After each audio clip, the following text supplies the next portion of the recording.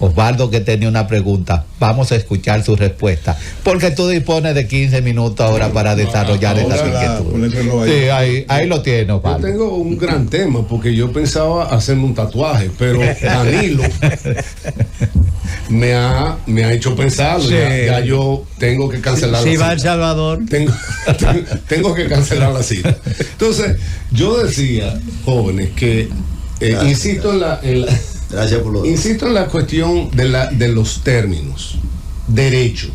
Entonces, inmediatamente se dice derecho, nosotros estamos pensando en algo positivo, en algo bueno, en algo que aporta organización.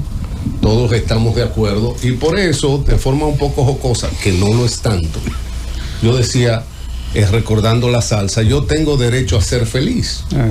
Pero resulta que a quien yo opongo ese derecho. Cuando hablamos de derecho, y ahí vengo también con una cuestión con los profesionales del derecho, como con otros profesionales que hablan en una jerga pretendidamente culta, técnica, y eso le pasa mucho a los economistas, y yo soy uno de ellos, también a los sociólogos también. Y me ha tocado también contradecirlos, en el sentido de que si nosotros estamos pensando en la felicidad de la gente, debe ser importante que la gente entienda lo que nosotros estamos hablando. Eso para darle una apariencia de ciencia. Es correctamente. Y de hecho, exacto. De hecho, tengo un artículo que lo pueden buscar, anda por ahí, debe estar en internet, que se llama The American Flag Price Index, y lo titulé en inglés.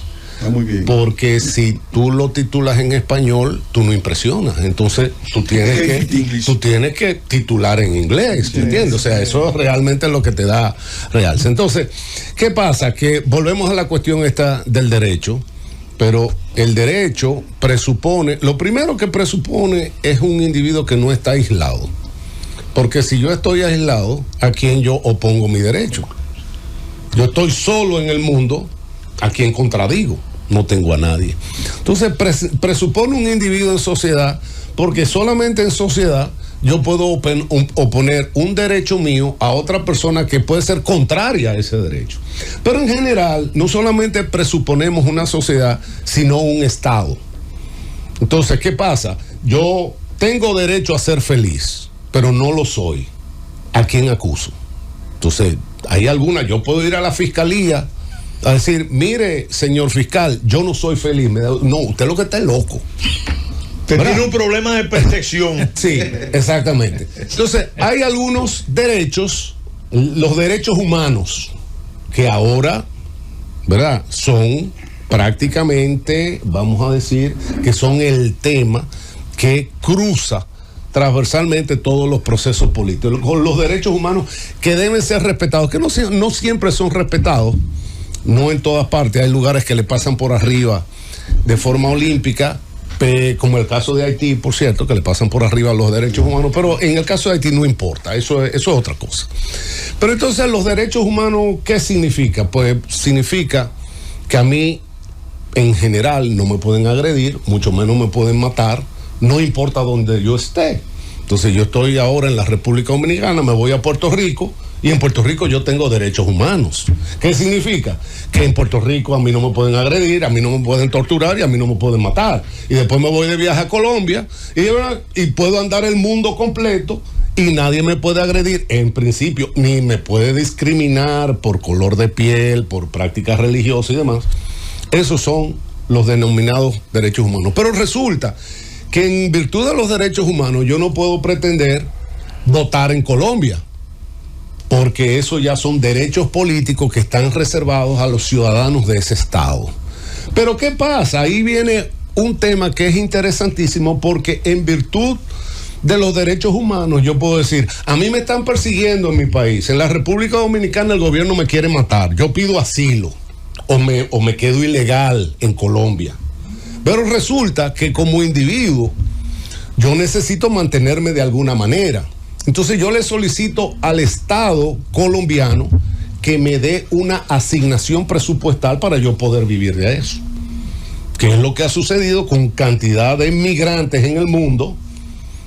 El caso de España es anecdótico, de que está lleno de migrantes en que el Estado español le da una asignación, pero no solamente le da una asignación monetaria, sino que le da hospitales, le da escuelas, le da vivienda, y uno piensa, wow, pero ¿y de dónde sale ese dinero? Porque tiene que salir de alguna manera. Hasta donde yo sé, no sale de la cuenta corriente de Pedro Sánchez. Sale de las aportaciones de los contribuyentes de impuestos de España. Pero resulta, y viene a ser, que los contribuyentes de impuestos españoles, cuando hacen una aportación tributaria, se están desprendiendo de una propiedad privada, que es su dinero que se ganan ellos. Es decir, desde el momento cuando yo voy a pagar impuestos, yo lo estoy pagando de algo que es mío, que es mi dinero que yo me gané. Digo, yo creo que en buen dominicano eso se cae de la mata. Pero resulta que por vía del sistema de impuestos y subsidios se le está asignando a una persona en virtud de los derechos humanos, pero resulta que a mí no me han consultado si yo quiero entregar esa aportación. Entonces, en otras maneras, en virtud de los derechos humanos, se están conculcando mi derecho a la propiedad. Pero eso no se visualiza de esa manera porque hay una forma de buenismo en que, mira, eso está bien, pero los derechos humanos, y ahí viene una pregunta que se le podría hacer a los que se dicen que son expertos en el tema, los derechos humanos están por encima, porque en derecho también hay una cuestión como de jerarquías.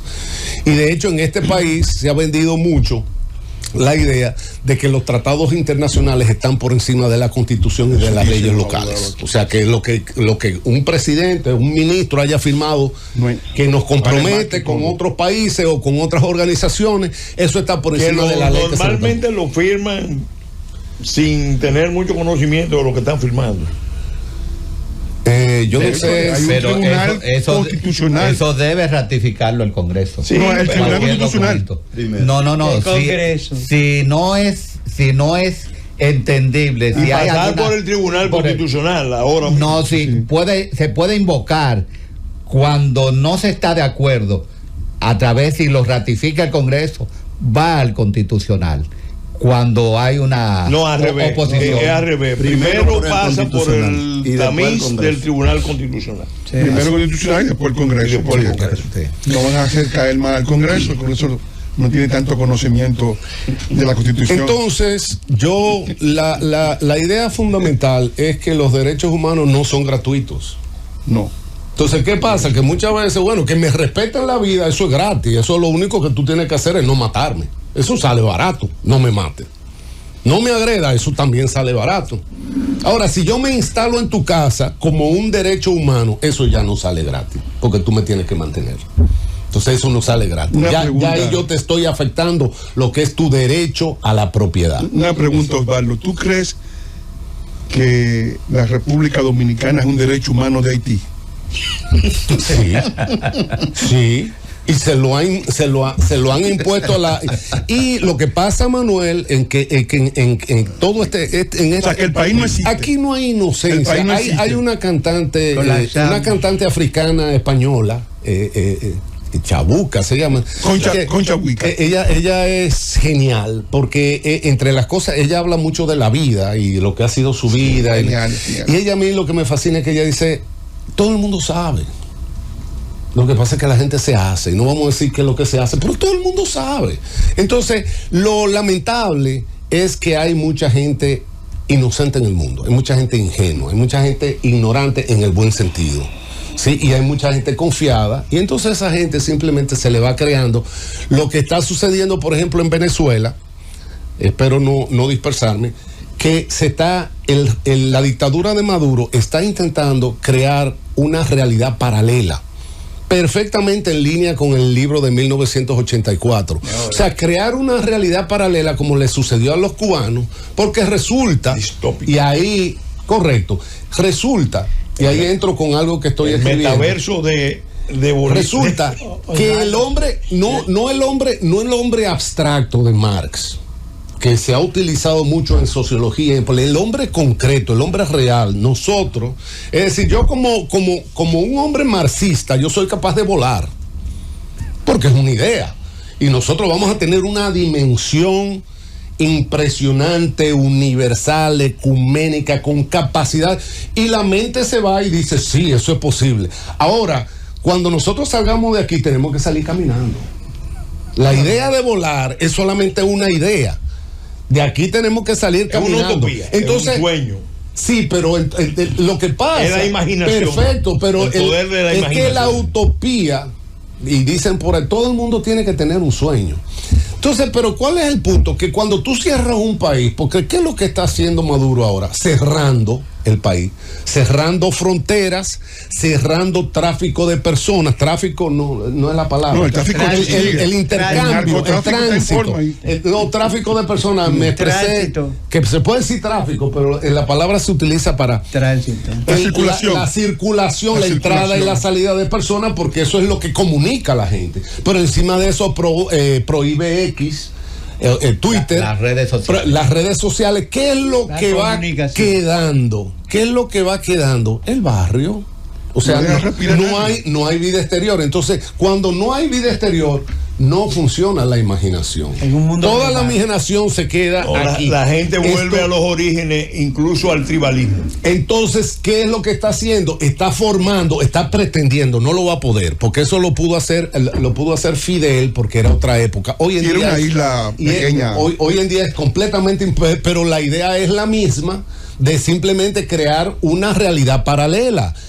La violencia, que es algo que uno dice, pero ¿cómo este individuo? O sea, qué falta como de vergüenza, o sea, qué falta de... O sea, tú acusar a la oposición de que ellos son los violentos y ellos son los que quieren la destrucción, y Milei es un fascista, ha destruido la economía argentina, y tú dices, ¿y tú qué has hecho, hijo mío? Como dijo el mismo congresista uruguayo, como dice, y a mí me gusta sobre todo que esa gente hablan con mucha pasión, con vehemencia. Y él dice, pero ¿cómo es posible? 8 millones de venezolanos que han salido del país, ¿y a qué salieron? A hacer turismo. O sea, 8 millones de gente que se han ido del país, ¿a qué salieron los 8 millones de venezolanos que están fuera? Salieron a hacer turismo. La cuestión de los derechos económicos, resulta que todos, y eso es algo muy de la economía, todos queremos seguridades. Yo también quiero una pensión, como los funcionarios, de por vida, y de hecho he sabido hasta que se lo pasan a la mujer. Está ansiosa. Buena, que me permita vivir tranquilamente, me lo he ganado, me lo merezco, pero no la tengo, ¿verdad? A mí me gustaría también que el Estado, más vale decir, el Estado a través del gobierno, también que me regale un apartamento. De hecho, han construido cantidad de apartamentos y lo han distribuido entre cierta gente. Yo nunca he tocado a uno de esos apartamentos. Qué lamentable. Entre los comilitones. Exactamente. Y así puedo hablar de este Estado que nos gastamos derecho. Yo tengo derecho a la información, hay una ley por ahí. A mí me gustaría saber, o sea, quiénes y a cuánto asciende la pensión que reciben los funcionarios dominicanos, para ver en cuánto nosotros pagamos para mantener a todos esos funcionarios, ahora sobre todo que se está hablando de una reforma fiscal. O sea, de que hay que buscar más dinero para nosotros seguir dándole dinero a que hagan negocio y que devuelvan un chin cuando se llevaron mucho, y que otros tengan enganchado una pensión vitalicia, porque es vitalicia, ¿no? Vitalicio es hasta que uno se muere, ¿verdad? Es vitalicia que tengo que pagar yo. Entonces resulta que en realidad el Estado, mucho menos el gobierno, no puede dar lo que no produce. O sea, el Estado no produce valor económico. Lo que hace el Estado es simplemente que lo redistribuye, pero no lo produce. Entonces, ¿qué pasa? Por eso al mismo Estado no se le puede, yo no puedo ir, o ustedes díganme dónde yo puedo ir, no a solicitar, porque solicitar y exigir son cosas diferentes. Yo quiero ir a exigir, o sea, yo quiero ir a exigir el respeto a un derecho que yo tengo a tener una vivienda del Estado. Y resulta que yo no tengo ese derecho y nadie lo tiene. El único derecho al que yo tengo es que el Estado no me obstruya, no me impida yo trabajar, yo hacer negocio, yo buscar el dinero para yo comprarme mi casa. Entonces, ¿qué pasa? Muchas veces se habla de derecho como si estuviéramos hablando de lo mismo, que no estamos hablando de lo mismo, y se habla del derecho como una cuestión obvia. Lo último, y refiriéndonos al caso, por ejemplo, específicamente de Venezuela, y me voy a tomar ahí un par de minutos. Hay otro elemento del derecho, que es que la economía tiene que moverse en un cierto ambiente. Yo aquí, y en otras ocasiones, he hablado de que cuando no hay un ambiente de negocios, no se puede hablar de negocio. Eso es como en el caso de Haití, y fíjense que la historia está ahí reciente. No, nombraron un encargado de gobierno y nombraron un ministro de... ¿Y qué? Eso no va a resolver nada. O sea, cuando tú pones un individuo que lo que tiene son 500 pesos en los bolsillos, ¿y qué tú pretendes? Que funde un país, que cree un ambiente de negocio, que cree infraestructura para que se hagan negocios. No lo va a hacer. Entonces, ¿qué pasa? Que si yo, como negociante, por ejemplo, yo digo, a mí se me ocurre que un buen negocio en la ciudad de Santo Domingo es hacer un parqueo. Y mira que es un buen negocio. Lo único que tenemos que conseguir es un solar, o un edificio grande, o algo que esté como que en ruina, lo tumbamos. Pero ¿qué resulta? Que yo tengo miedo. ¿Por qué yo tengo miedo? Porque después que yo meta todo ese dinero ahí, viene alguien del ayuntamiento y me dice, mira, pero tenemos que arreglarnos. ¿Dónde está el Estado de Derecho? No, es que antes. ¿Dónde está? Tienes que ir. No, pero tú puedes. No después. Antes tú tienes que ir. Oye, Pellegrín, tú puedes. Ir antes y tienes que ir después. Tú puedes ir antes, durante y después. Y tienes que hacer las tres cosas y se hacen. El único problema es que tú quieres tener garantías de derecho. Eso es lo que tú tienes. No, si hay gente que tiene garantía de derecho, pero en general no son agentes pequeños. Pero, por eso siempre se ha dicho en este país que el que hace aquí tiene que hacer en grande lo bueno y lo malo. Pero es una responsabilidad del Estado, Osvaldo, y ese público que nos escucha, garantizar ese derecho a los ciudadanos, un derecho a la paz, un derecho a la tranquilidad, porque el Estado es un suplidor, es un proveedor, sobre todo de garantías. La mayor parte, lo leí y no recuerdo la proporción, pero una proporción avasallante de los presos son presos preventivos en este país. Eso es Estado de Derecho. Entonces yo escribí una vez, jóvenes, una vez escribí un artículo que se llama Un McDonald's en Tamayo.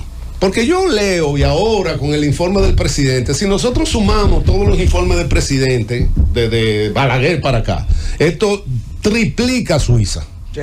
¿Me entiendes? Entonces, tú ves la cifra de los ministerios, del Banco Central, del crecimiento, del desarrollo, y yo concluyo ese artículo, y por eso se llama así, que cuando haya un McDonald's en Tamayo, ustedes que estaban hablando de la línea, entonces hablamos de desarrollo. Mientras tanto, yo tengo fórmula mucho más entretenida de perder mi tiempo. Pero Osvaldo, acuérdate cómo termina Orwell en su libro, la novela Rebelión en la Granja. Todos somos iguales, pero hay algunos más que otros. Mira, sí.